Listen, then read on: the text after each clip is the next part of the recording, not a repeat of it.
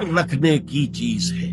جب وہ گھر سے نکلتی ہے استشرفہ شیطان، اب شیطان جو ہے اس کو طاق میں رکھتا، وہ اپنے رب کی رحمت سے قریب ترین ہوتی ہے جبکہ اپنے گھر کے بھی کسی اندرونی حصے۔ تم میں سے جو شخص اپنے گھر میں بیٹھی رہے گی وہ مجاہدین کا اجر حاصل کر۔ اہل ایمان، اے نبی کہہ دیجئے اہل ایمان مردوں سے اپنی نگاہیں نیچی رکھا کریں اور اپنی شرمگاہوں کی حفاظت کریں، یہی ان کے لیے زیادہ پاکیزہ عمل ہے۔ اے نبی صلی اللہ علیہ وسلم کہہ دیجئے اپنی بیٹیوں سے اور اپنی بیویوں سے اور مسلمانوں کی خواتین سے، کہہ دیجئے اپنی بیویوں سے، اپنی بیٹیوں سے اور اہل ایمان کی خواتین سے، یدنین علیہن من جلابیبہن، کہ وہ اپنے چہروں کے اوپر اپنی جلباب کو لٹکا لیا کریں۔ بزار اور ترمذی میں حضرت عبداللہ ابن مسعود سے نبی ایک وسلم کا یہ ارشاد نقل ہوا ہے، ان المرأۃ عورۃ، عورت چھپا کر رکھنے کی چیز ہے۔ ان المرأۃ عورۃ فاذا خرجت، جب وہ گھر سے نکلتی ہے استشرفہ شیطان، اب شیطان جو ہے اس کو طاق میں رکھتا۔ واقرب ما تکون بروحۃ ربها وہی فی قعر بیتہا، وہ اپنے رب کی رحمت سے قریب ترین ہوتی ہے جبکہ اپنے گھر کے بھی کسی اندرونی حصے۔ اسی لیے فرمایا مردوں کے لیے مسجد میں نماز افضل 28 گنا، اور عورت کے لیے گھر کی نماز مسجد سے افضل، گھر کے صحن کی مسجد سے افضل، دالان کی صحن سے افضل، کمرے میں اس سے افضل، اور کمرے کی کوئی بغلی کوٹھڑی ہے تو اس میں سب سے افضل۔ یہ احادیث نبی صلی اللہ علیہ وسلم۔ عبداللہ ابن احمد ابن حنبل نے زوائد الزہد میں اور ابن ابی شیبہ نے ابن سعد نے اپنی کتابوں میں مسروق کی روایت نقل کی ہے کہ حضرت عائشہ جب تلاوت قرآن کرتے ہوئے اس آیت پر پہنچتی تھی وَقَرْنَ فِي بُيُوتِكُنَّ، تو بے اختیار رو پڑتی تھی۔ قرآن کہتا ہے اپنے گھروں میں رہو۔ حضرت عائشہ نے شہادت عثمان کے بعد باہر نکل کر لشکر کی قیادت، پھر ساری عمر افسوس تھا کہ میں نے غلط کیا۔ حافظ ابو بکر بزار حضرت انس سے روایت کرتے ہیں کہ عورتوں نے حضور سے عرض کیا کہ ساری فضیلت تو مرد لوٹ کے لے گئے، وہ جہاد کرتے ہیں، خدا کی راہ میں بڑے بڑے کام کرتے ہیں، ہم کیا عمل کریں کہ ہمیں بھی مجاہدین کے برابر اجر مل سکے؟ جواب میں آپ نے فرمایا من قعدت منکن فی بیتہا فإنہا تدرک عمل المجاہدین، تم میں سے جو شخص اپنے گھر میں بیٹھی رہے گی وہ مجاہدین کا اجر حاصل کر۔ یہ ایک ہوا کا رخ ہے، بتایا جا رہا ہے، یہ نظام ہے جس کو اس شکل میں دیا جا رہا ہے۔ اب آئیے سورہ نور کی طرف۔ یا ایھا الذین آمنوا لا تدخلوا بیوتا غیر بیوتکم حتی تستأنسوا وتسلموا علی اہلها ذالکم خیر لکم لعلکم تذکرون۔ اہل ایمان ہرگز مت داخل ہو اپنے گھروں کے علاوہ کسی اور گھر میں جب تک کہ تم ان کے ساتھ مانوس نہ ہو جاؤ، اذن نہ لے لو، ان پر سلام نہ کرو، یہی تمہارے لیے خیر بہتر ہے۔ اس کے بعد تفصیل آئی ہے، اس میں میں اس وقت نہیں جا رہا۔ اور جو لوگ اس پر عمل نہیں کرتے ان کے بارے میں قرآن مجید کیا کچھ، حضور کیا کچھ فرما رہے ہیں یہ آپ سن لیجیے، بہت سخت احکام۔ عن ابی ہریرہ رضی اللہ عنہ ان رسول اللہ صلی اللہ علیہ وسلم قال لو ان امرأ اطلع علیک بغیر اذن فخذفته بحصاة ففقعت عینہ ما کان علیک من جناح، متفق علیہ، بخاری اور مسلم دونوں کی ہے۔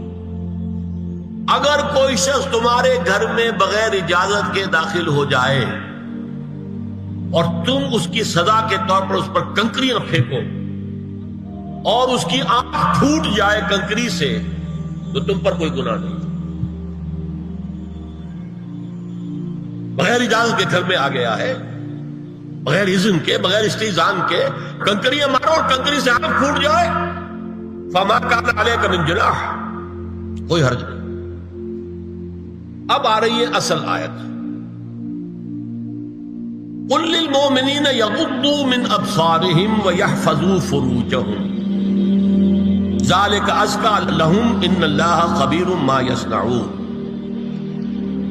وقل للمؤمنات یغضضن من ابصارهن ویحفظن فروجهن ولا یبدین زینتهن الا ما ظہر منها وَلْيَضْرِبْنَ بِخُمُرِهِنَّ عَلَى جُيُوبِهِنَّ وَلَا يُبْدِينَ زِينَتَهُنَّ إِلَّا لِبُعُولَتِهِنَّ أَوْ آبَائِهِنَّ أَوْ آبَاءِ بُعُولَتِهِنَّ أَوْ أَبْنَائِهِنَّ أَوْ أَبْنَاءِ بُعُولَتِهِنَّ أَوْ إِخْوَانِهِنَّ أَوْ بَنِي إِخْوَانِهِنَّ أَوْ بَنِي أَخَوَاتِهِنَّ أَوْ نِسَائِهِنَّ أَوْ مَا مَلَكَتْ أَيْمَانُهُنَّ أَوِ التَّابِعِينَ غَيْرِ أُولِي الْإِرْبَةِ مِنَ الرِّجَالِ أَوِ الطَّفْلِ الَّذِينَ لَا يَظْهَرُونَ عَلَى عَوْرَاتِ النِّسَاءِ وَلَا يَضْرِبْنَ بِأَرْجُلِهِنَّ لِيُعْلَمَ مَا يُخْفِينَ مِنْ زینتہن وتوبوا الی اللہ جميعا ایھا المؤمنون لعلکم تفلحون. یہ لمبی آیت ہے. اہل ایمان، اے نبی کہہ دیجئے اہل ایمان مردوں سے اپنی نگاہیں نیچی رکھا کریں اور اپنی شرمگاہوں کی حفاظت کریں. یہی ان کے لیے زیادہ پاکیزہ عمل ہے. ان اللہ خبیر بما یصنعون، اور جو کچھ وہ کر رہے ہیں اللہ اس سے واقف ہے. وَقُلْ لِلْمُؤْمِنَاتِ يَغْضُضْنَ مِنْ أَبْصَارِهِنَّ، اور مومن عورتوں سے بھی کہہ دیجئے کہ وہ اپنی نگاہیں جو ہے نیچی رکھا کریں. وَيَحْفَظْنَ فُرُوجَهُنَّ، اپنی شرمگاہوں کی حفاظت کریں. وَلَا يُبْدِينَ زِينَتَهُنَّ إِلَّا مَا ظَهَرَ مِنْهَا، اور اپنی زینت کو ظاہر نہ کیا کریں سوائے اس کے کہ جو بالکل ظاہر ہو جائے. قُلْ لِلْمُؤْمِنِينَ يَغُضُّوا مِنْ أَبْصَارِهِمْ وَيَحْفَظُوا فُرُوجَهُمْ ذَلِكَ أَزْكَىٰ لَهُمْ إِنَّ اللَّهَ خَبِيرٌ بِمَا يَصْنَعُونَ.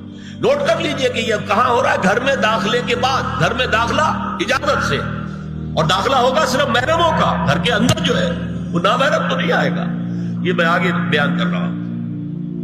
وَقُلْ لِلْمُؤْمِنَاتِ يَغْضُضْنَ مِنْ أَبْصَارِهِنَّ وَيَحْفَظْنَ مِنْ فُرُوجِهِنَّ، اور کہہ دیجئے مومن عورتوں سے بھی کہ وہ بھی اپنی نگاہیں جھکا کر رکھیں اور اپنی شرمگاہوں کی حفاظت کریں. وَلَا يُبْدِينَ زِينَتَهُنَّ إِلَّا مَا ظَهَرَ مِنْهَا.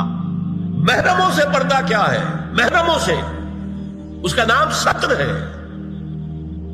عورت کا پورا جسم ستر ہے سوائے چہرے کی ٹکیا اور یہ ہاتھ اور یہ پاؤں، بس.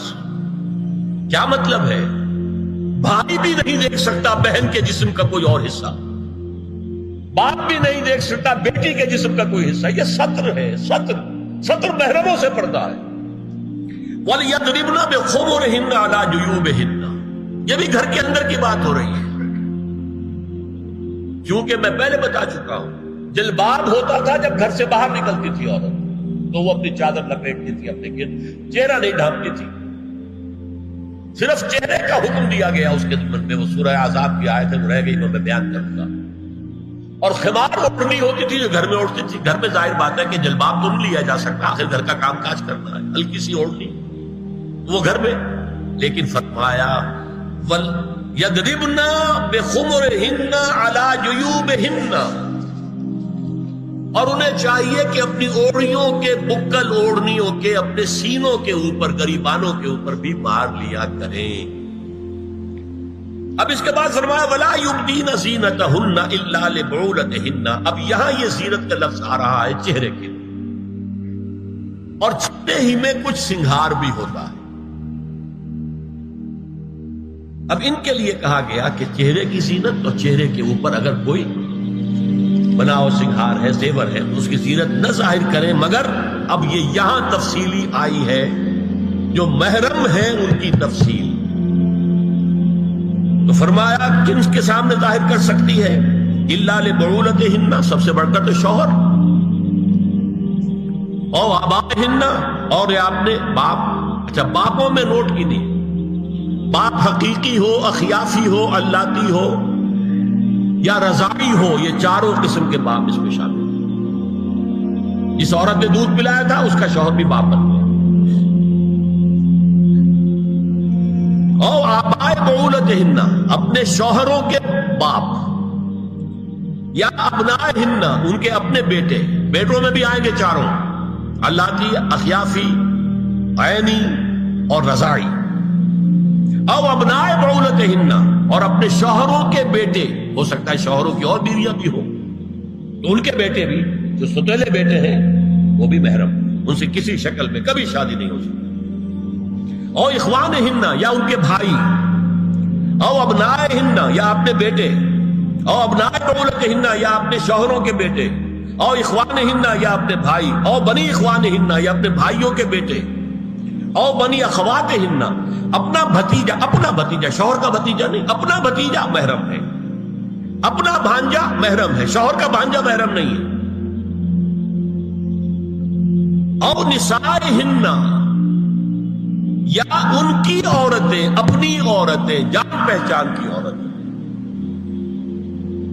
او ما ملکت ایمانہن یا جو ان کے داہنے ہاتھوں کی ملکیت، باندیاں، غلام۔ اس میں عرض کر چکا ہوں کہ اس میں کافی اختلافات ہیں۔ یہ بھی ہے کہ اس سے مراد صرف باندیاں ہیں، غلام مرد ہیں، یہ بھی ہے کہ مرد بھی ہے، اور یہ بھی ہے کہ مرد جب تک کہ وہ بالغ ہو، لیکن میں اس بحث میں یہاں نہیں جانا چاہتا، یہ پھر فقہ کی بحث ہو جائے گی۔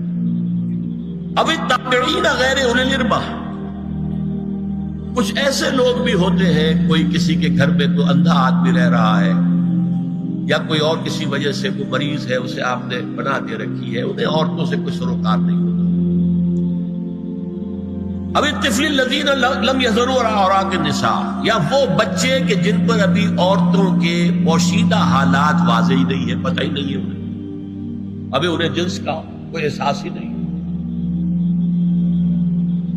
یہ ہے فہرست جو دی گئی ہے کہ جن کے سامنے عورت کھلے چہرے کے ساتھ اور اپنی جو اضافی زینت بھی ہو، کوئی زیور وغیرہ یا کوئی بھی سرما وغیرہ ڈالا ہوا ہے یا کوئی سرخی کو لگائی ہے معمولی سی، تو اس کے ساتھ آ سکتی ہے، اور یہ وہ رشتے ہیں کہ جن سے کسی حالت میں بھی نکاح نہیں کی۔ آگے سنیے، وَلَا يَضْرِبْنَ بِأَرْجُلِهِنَّ لِيُعْلَمَ مَا يُخْفِينَ مِنْ زِينَتِهِنَّ، اور چلتے ہوئے اپنے پاؤں زور سے نہ مارے کہ ان کی زینت ظاہر ہو جائے۔ اگر کوئی پازیب پہنی ہوئی ہے، کوئی جھنجھنو وغیرہ ہے، تو اب اگر پاؤں مار کر چلے گی تو خواہ ذہن جائے گا بیٹھے ہوئے کا کہ کوئی خاتون جا رہی ہے۔ یہاں تک اس کے علاوہ یہ بھی ہے، تعطر کے بارے میں فرمایا ہے کہ اگر عطر لگا کر کوئی عورت گھر سے نکلی ہے، اذا استعارت المرأة فمرت على القوم ليجدوا ريحها فهي كذا وكذا قال قولا شديدا۔ اس ابو داؤد کی روایت حضور نے فرمایا جب کوئی عورت عطر لگا کر، خوشبو لگا کر نکلتی ہے کہ لوگ اس کی خوشبو سونگیں یا اس کو اوپر مطلع ہو جائیں کہ وہ ایسی ہے ایسی ہے، بہت سخت الفاظ حضور نے استعمال کیے کہ جس کو راوی نے نقل نہیں کیا۔ عورت کے لیے خوشبو، عورت کی آواز کا پردہ ہے۔ اب دیکھیے کس حد تک نماز میں اس وقت عورتیں بھی شریک ہوتی تھی، اگرچہ حضور نے فرمایا مردوں کی صف بہترین سب سے آگے والی ہے اور سب سے بری صف سب سے پیچھے ہے، کیونکہ اس کے پیچھے پھر عورتوں کی صف ہوتی تھی، اور عورتوں کے لیے سب سے اچھی صف سب سے پچھلی والی ہے اور سب سے بری سب سے آگے والی ہے۔ سب سے آگے والوں کے سامنے پھر مرد ہوتے تھے، ان کی پشت ہوتی تھی۔ تو اسی طریقے سے اگر غلطی کی ہے تو مرد جو ہے کہے گا سبحان اللہ، امام سے غلطی ہو گئی ہے، مرد کیا کہے گا؟ سبحان اللہ۔ عورت کیا کرے گی؟ اپنے ایک ہاتھ کے پشت پر اپنا ہاتھ مارے گی، اپنی آواز نہیں نکالنی، آواز کا پردہ،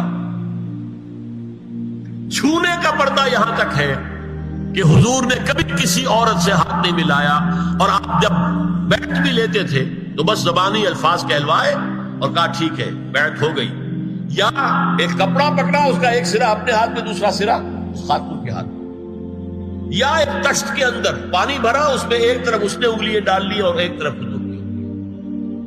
لیکن مسافر لا اسافر النساء، ایک دفعہ ہوا بھی کہ بعض خواتین نے جب بیعت کی ہے تو پھر انہوں نے ہاتھ آگے بڑھایا مسافر کے لیے، حضور نے فرمایا انی لا اسافر النساء، میں عورتوں سے مسافرہ نہیں کرتا۔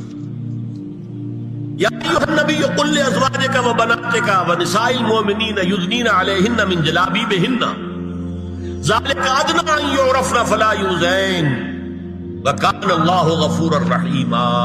اے نبی صلی اللہ علیہ وسلم کہہ دیجئے اپنی بیٹیوں سے اور اپنی بیویوں سے اور مسلمانوں کی خواتین سے اب دیکھیے یہ سورہ احزاب ہی میں ہو رہا ہے، شروع میں یا نساء نبی سے بات چلی، استیزان بھی صرف نبی کے گھر میں داخل نہ ہو اس کے بغیر، آگے چل کر سورہ احزاب ہی میں عام بھی کر دیا، قل لازواجک و بناتک و نساء المؤمنین، کہہ دیجئے اپنی بیویوں سے، اپنی بیٹیوں سے اور اہل ایمان کی خواتین سے، یدنین علیہن من جلابیبہن، کہ وہ اپنے چہروں کے اوپر اپنی جلباب کو لٹکا لیا کریں،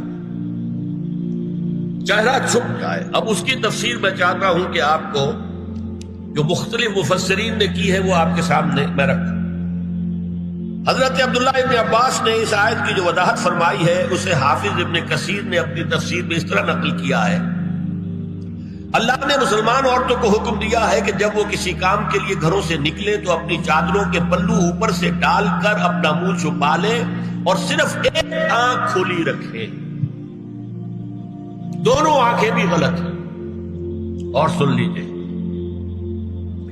ابن جریر اور ابن منذر کی روایت ہے کہ محمد بن سیرین یہ ایک تابعی ہیں نے حضرت عبیدہ السلمانی یہ صحابی ہیں سے اس آیت کا مطلب پوچھا، انہوں نے جواب میں کچھ کہنے کی بجائے اپنی چادر کو اس طرح اوڑھا کہ پورا سر اور پیشانی اور پورا منہ ڈھانک کر صرف ایک آنکھ کھولی رکھی۔ اور سنیے، ابو بکر بن عبداللہ ابن عربی نے یدنین علیہن من جلابیبہن کا مفہوم ان الفاظ میں بیان کیا ہے، تغطى به وجهها حتى لا يظهر منها الا عينها اليسرى، کہ عورت اپنی چادر کو پورے وجود پر ڈھانپ لے اور اس طرح چہرے کو بھی ڈھانپے کہ صرف بائیں آنکھ کھلی رہے۔ علامہ حمید الدین فراہی کو نظم قرآن کے فہم میں خصوصی مقام حاصل تھا، انہوں نے حجاب کے بارے میں اپنے ایک مکتوب میں ہاتھ اور چہرہ کھلا رکھنے کو جائز قرار دینے کے موقف کے بارے میں لکھا ہے کہ میری رائے میں نظم قرآن پر توجہ نہ کرنے سے یہ غلط فہمی پیدا ہوئی ہے۔ وہی بات کہ سورہ احزاب میں گھر سے باہر کا پردہ ہے اور سورہ نور میں گھر کے اندر کا پردہ ہے۔ بہرحال الحق احق بان یتبع، حق جو ہے وہ اس کا زیادہ حقدار ہے کہ اس کی پیروی کی جائے۔ میں اس مسئلے پر مطمئن ہوں اور میرے نزدیک اجنبی سے پورا پردہ کرنا واجب ہے، اور قرآن نے یہی حجاب واجب کیا ہے جو شرفاء میں مروج ہے، بلکہ اس سے بھی قدر زائد۔ مولانا فراہی کا یہ مکتوب ماہنامہ حیات نو بلیریا گنج انڈیا کے اکتوبر سن 92 کے شمارے میں شائع ہوا۔ یہ ہے علماء کی رائے۔ حضرت ام سلمہ اور حضرت میمونہ نبی صلی اللہ علیہ وسلم کے پاس بیٹھی تھی، اتنے میں حضرت ابن ام مکتوم آ گئے۔ نبی صلی اللہ علیہ وسلم نے ان دونوں سے فرمایا احتجبا منہ، ان سے پردہ کرو۔ ازواج نے عرض کیا یا رسول اللہ الیس اعمی لا یبصرنا ولا یعرفنا، حضور کیا یہ اندھے نہیں ہیں؟ یہ نہ ہمیں دیکھ رہے ہیں نہ ہمیں پہچانتے ہیں۔ فرمایا افعمذایان انتما، کیا تم دونوں بھی اندھی ہو؟